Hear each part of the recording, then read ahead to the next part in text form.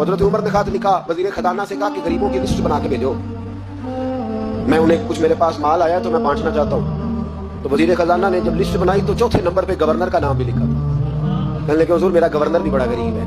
हजरत उमर ने वो नाम पढ़ा तो वजीर खजाना को तलब किया, फरमाया तुम्हारा गवर्नर भी गरीब है?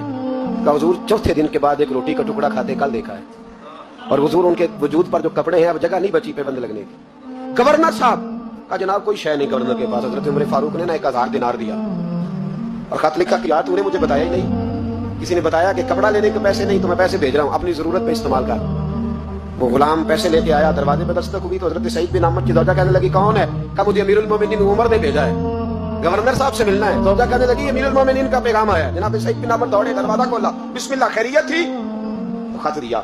हजरत उमर ने खत लिखा है कि आपके पास तो कपड़ों के पैसे नहीं थे, बताया ही नहीं। फिर 1000 दिनार दिया तो हजरत सईद बिन अमर कहने लगे इन्ना लिल्लाहि व इन्ना इलैहि राजिऊन। ज़ौजा कहने लगी खैर तो है, अमीरुल मोमिनीन खैरियत से तो है, इन्ना लिल्लाह पढ़ रहे हो? फरमाने लगे उससे भी बड़ी मुसीबत आई है, मेरा राज मेरे रब के साथ था, मेरा राज खुल गया।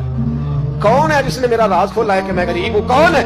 और फरमाने लगे देखो जब से हुजूर का कलमा पढ़ा मैंने दुनिया को करीब फटकने नहीं दिया, दौलत को दिल में जगह लेने नहीं दी। उमर ने क्या समझा है, 1000 दिनार मुझे भेज दिया। उमर शायद समझने लगे हैं कि मैं दुनिया की तरफ तवज्जो करूंगा।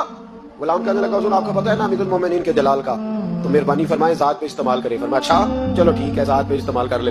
दरवाजे पे खड़े होके आवाज लगाई गरीब सारे आ जाओ, गरीब सारे आओ, गरीबों आओ। सब गरीब आ गए।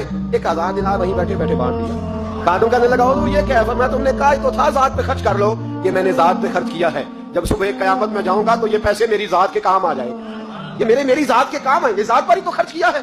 वो गुलाम कहता है मैं वापस आया, हजरत उमर से आके कहा कि सईद तो बड़ा आला है।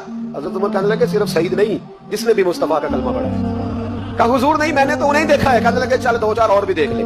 400 दिनार दिए। कहने लगे जा अबू उबादा बिन जर्राह को तोहफा दिया।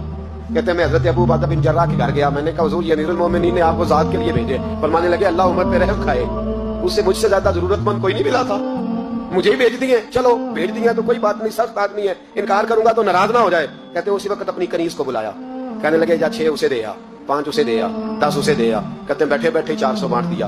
मैं वापस आया तो हजरत सैयदना उमर ने 400 और दिया। फरमाया जा माज बिन जबल को दे आ। कहते मैं हजरत माज बिन जबल के पास गया, मैंने कहा अमीरुल मोमिनीन ने आपके लिए भेजे हैं। फरमाने लगे बड़ा अच्छा होता अगर उमर मेरे ईमान का गवाह बन जाता, बड़ा अच्छा होता अगर मस्जिद में बैठ के मेरे लिए दुआ कर देता। ये उसने क्या किया, पैसे भेज दिए। हमारे रसूल ने तो ये चीजें हमारे करीब आने नहीं दी। और मैं अच्छा आए हैं तो लाओ। दरवाजे पे बैठे बांटने लगे, सारे बट गए तो बीवी ने अंदर से आवाज दी, कहने लगी हुजूर 2 दिनार अगर दे दे तो मैं आपके लिए अपने लिए एक कुर्ता ले आऊं 2 दिनार।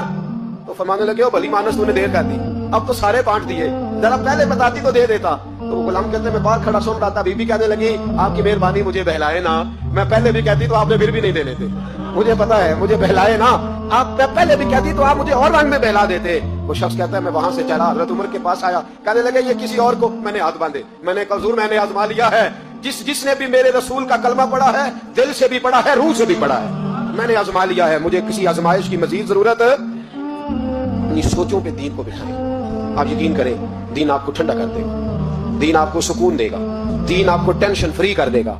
लेकिन शर्त यह है कि दिल के मुसलमान बनो, रूह के मुसलमान, सोच अच्छी, नजरिया साफ। आजिज़ी वाला बंदा आसान रहता है, तकब्बुर वाला परेशान रहता है। जिसके सीने में बुग़्ज़ होता है उसका कोई दोस्त नहीं होता।